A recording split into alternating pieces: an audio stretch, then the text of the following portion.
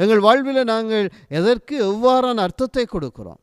இயேசு சிலுவைக்கு கொடுத்த அர்த்தத்தை நாங்கள் எவ்வாறு கொடுக்கிறோம்? அந்த சிலுவை எங்கள் ஒவ்வொருவருடைய வாழ்விலும் எவ்வாறு இருக்கிறது? பிரியமான சோரங்களே, நான் இந்த சிலுவையை பார்க்கிற பொழுது இறைவன் மொய்சனுக்கு கொடுத்த அந்த அன்பு கட்டளையை நான் சிந்திப்பது உண்டு. அங்கு கீழிருந்து மேலாக ஒரு தடி இருக்கிறது, கிடையாக இன்னொரு தடி இருக்கிறது. இரண்டும் இணைக்கப்பட்டிருக்கிறது. கீழிருந்து மேல் நோக்கி செல்வது எம்மையும் இறைவனையும் இணைப்பதாக இருக்கிறது. கிடையாக இருப்பது எம் அருகில் இருக்கிற மனிதர்களையும் எம்மையும் இணைப்பதாக இருக்கிறது, எல்லைகளை கடந்து.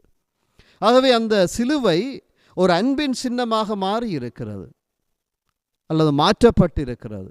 அது இயேசுவினால் நிகழ்த்தப்பட்டிருக்கிறது. ஆகவே கடவுள் வடிவில் விளங்கிய இயேசு கடவுளுக்கு இணையாயிருக்கும் நிலையை வலிந்து பற்றி கொண்டிருக்க வேண்டியதொன்றாக கருதவில்லை. ஆனால் தம்மையே வெறுமையாக்கி அடிமையின் வடிவை ஏற்று மனிதருக்கு ஒப்பானார். எவ்வாறு? மனித உருவில் தோன்றி சாவை ஏற்கும் அளவுக்கு, அதுவும் சிலுவை சாவை ஏற்கும் அளவுக்கு கீழ்ப்படிந்து தம்மையே தாழ்த்தி கொண்டார். அந்த தாழ்த்துதல், சிலுவையில் அவர் உயர்த்தப்படுதல் என்பன எங்கள் ஒவ்வொருவருக்கும் விடுதலையை கொண்டு வந்ததாக இருக்கிறது.